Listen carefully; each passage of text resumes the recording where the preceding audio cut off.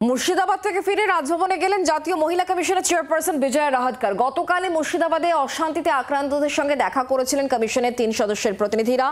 তাদের সামনে কান্নায় ভেঙে পড়েন আক্রান্তরা। রাজভবনে গেলেন জাতীয় মহিলা কমিশনের চেয়ারপারসন।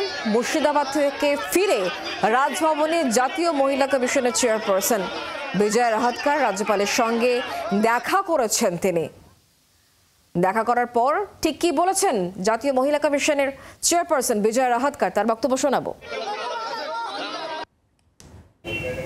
माननीय राज्यपाल महोदय जी के साथ मेरी मुलाकात हुई है, उनके साथ विस्तृत बात भी हुई है। मुर्शिदाबाद और मालदा की जो स्थिति है उसके बारे में मैंने उनको बताया है और मैंने उनके पास उन सभी परिवारों की, विशेष रूप से वो महिला और बच्चों की, उनके लिए मैंने बहुत चिंता भी जताई है। मैंने उनको ये भी कहा है कि इन सभी लोगों के लिए हमने त्वरित काम करने की ज़रूरत है, उनको कॉन्फिडेंस देने की ज़रूरत है और उनका जीवन सामान्य हो जाए, इसके लिए सरकार ने पूरे प्रयास करने की ज़रूरत है।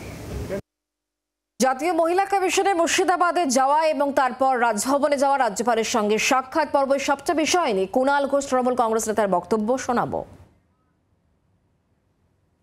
কেন্দ্রীয় মহিলা কমিশন, জাতীয় মহিলা কমিশন যারা এসছেন তারা দলদাসের ভূমিকা পালন করছেন। তারা বাংলা ছাড়া কোথাও যান না। বাংলায় রাজনীতি করতে পাঠানো হয়, কারণ বাংলায় এসে বাংলার বদনাম করলে রাজ্যসভায় টিকিট দিয়ে তাদের প্রাইজ দেওয়া হয়। রেখা শর্মার ক্ষেত্রে আমরা এসব দেখেছি। যখন মণিপুরে হয়, যখন অন্য রাজ্যে হয়, উত্তরপ্রদেশে হয় নারী নির্যাতন, তখন যান না।